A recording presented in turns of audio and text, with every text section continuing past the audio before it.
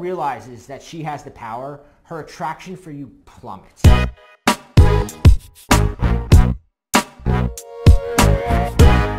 Hey guys, Bobby Rio back with Rob Judge, and we got another video for you. Today's video is, think of it as the anti-nice guy manifesto.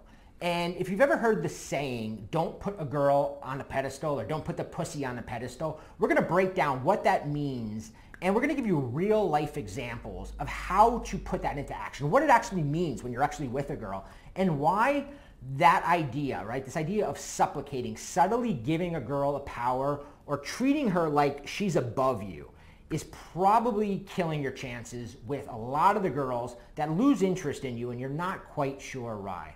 Yeah, and just a quick warning to anyone that was expecting politically correct advice, or if you wanted advice that sort of aligns with what your mom told you, this is definitely not the video for you. For any guy who's been out in the real world, who's talked to real girls, you know that this isn't a Disney movie, this isn't some romantic comedy where just being nice or just being yourself is going to necessarily get the girl. Like, you should definitely be yourself, but you should also understand how to sort of abide by the rules of dating, because whether you like it or not, these rules exist. And if you really want to give a woman the experience that she wants from a guy, understanding some of these little tricks and tactics and techniques really can go a long way. Yeah, Rob and I are not going to tell you to just tell her how you feel or dress better, right? That's like the one I used to hate when I would, like, I would be searching, how do I get the girl? Groom, make sure you shave. Fuck you. Yeah, make her laugh. Yeah, be funny. So what is supplication? Supplication is when you treat a girl like she's above you, when you do things that give her the power. And I'll give you an example, right?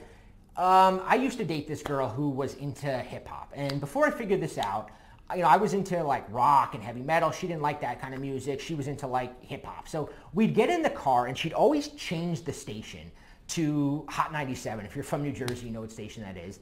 And I'd immediately go like, I don't want to listen to this. But in my mind, she was more important than me, right? The fact that she was enjoying the music was more important than what I enjoy. And this isn't about chivalry, right? Like you always say, like, it's not about not being a gentleman. It's about putting yourself and her on equal footing. Absolutely. I mean, that's the thing. A lot of guys think that they go to one or two extremes. They either supplicate like a motherfucker, or they become this combative jerk off where they think they have to like say no to everything and never pay for a drink and don't, slam a door in a girl's face. And we're not saying you need, like, the thing is, it's not going to either of the extremes. It's just by understanding what supplication is and by taking the proper countermeasures to make sure that when you do something nice for a girl, it's being reciprocated. So I'll give you a quick example, right? Should you buy a girl a drink in a bar, right? It's a question that both of us as dating coaches get all the time. And there's two extremes that Rob mentioned, right? There's the guy who, if a girl goes, will you buy me a drink? And he hasn't really even talked to her that much. He's immediately pulling out his wallet. Oh, yeah. Or he just volunteers it. He walks up, let me buy you a drink. So, and then there's the other guy who maybe he, like, heard don't buy girls drinks. So he's like, no, I don't buy girls drinks. And then you come off as like a cheap guy. A girl that might have actually been interested in you, right? Now she's like, well, what's this dude's deal? So how do you handle it, right? Very simple. Always remember, you and her are on the same exact level. That's the way you're treating her, right? Maybe you're slightly above her.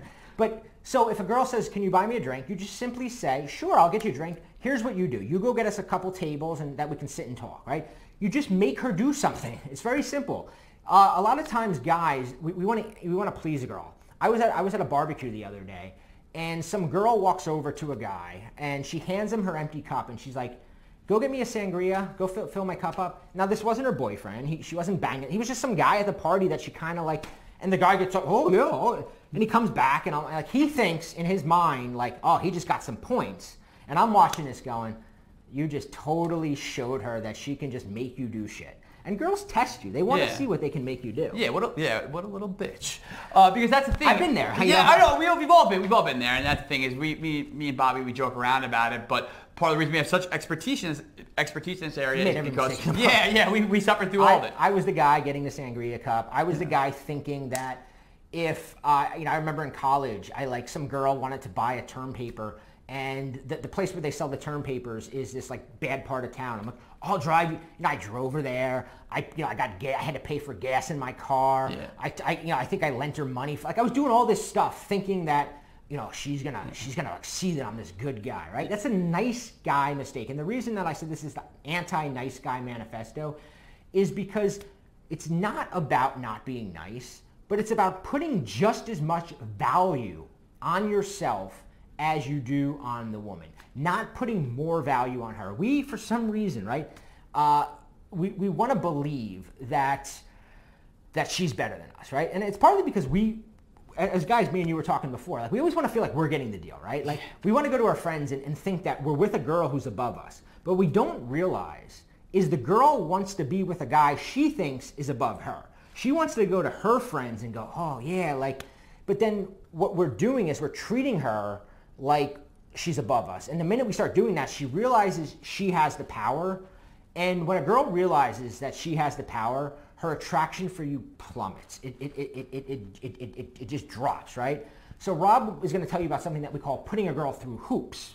Yeah, like a hoop is essentially all stuff Bobby was talking about before. It's like a hoop could be something that she directly asks you, hey, get me sangria, something like that. Or it could be something subtle where she just puts, she changes the radio dial to something that she wants to listen to, and you just kind of sit there and accept it. So anytime a woman kind of takes the power position, does something like that, she's essentially making you jump through a hoop. Can you hold my jacket, right? Yeah, you're standing there, you're a girl, like, hold this for me, and you're like, 10 minutes later, you're still holding her jacket or something. Yeah, the other day I was driving down the street, I saw some guy holding a pocketbook. Yeah, I was like, what the fuck? Yeah, it's just like stuff like that. That clearly was a large hoop a woman had asked. She probably at some point said, hey, here, hold my bag and walk down the street and degrade yourself doing this. Look at, I have your testicles in a handbag. So the idea is that, whenever a woman's putting you in that role where you're sort of supplicating to her and she's in the power position, you're jumping through her hoops. And the thing is like we said, we're not going to say you can't jump through hoops, but the thing is that you have to make her then jump through one of your hoops. And just very quickly, a very easy template to do this, to remember this, is whenever a woman you're presented with a hoop, the easiest way to sort of make sure that she's jumping through one of your hoops is you say, I'll do X if you do Y. Yeah. Yep. Great. Like I said, I'll buy you a drink if you go get us a couple chairs that we can sit and have a good conversation with. Very simple, right? You're not making her do something stupid, right? I'll let you listen to Hot 97 if you sing me the first chorus of the Fresh Prince of Bel-Air song, right? Like, you're just making her do something so that you're not just this chump bending over backwards that will do anything she asks of you, right? Because it's like you said, it's not about not doing things. It's about not coming across too easy. The worst thing you can appear to a woman is too eager to please her. Too eager to be nice. Nice is fake, right? Nobody is like inherently nice. Like if Rob called me up at 6 o'clock in the morning and was like, hey dude, can you come over and help me move furniture right now? I'd be like, dude, get the fuck. You wouldn't do it, really? Really? But on the other hand, we think if one of our female friends calls us up and we're like, oh yeah, I'll be right over because we think we're winning points. But in her mind, you're just reliable, you're nice, you're predictable. Eager, you're predictable, and that's going to kill your chances. So what do instead? You create the hoops like Rob mentioned. You just make them do something. And to go a little further, right? And so Rob and I, we're as we mentioned, like we've been studying this stuff for a real long time. We understand a lot of stuff about attraction. A lot of stuff is very psychological. A lot of stuff is stuff that's going on in your own head. And when you realize these little buttons you can push in a girl, you can take a girl who might not even have been attracted to you, right? And you can get her jumping through hoops, trying to win you over. That's the key, right? You get her trying to win you over. The more a girl is like doing things to sort of impress you, or like she begins convincing herself, I must really like this guy, right? And that's what you want to get her to do. So how do you do it? Well, we created a video below where we teach something called the scrambler. Now, if that seems a little sneaky, a little nefarious, it is, right? It's pretty awesome too. Yeah. Because we lay out exactly what you need to do, right?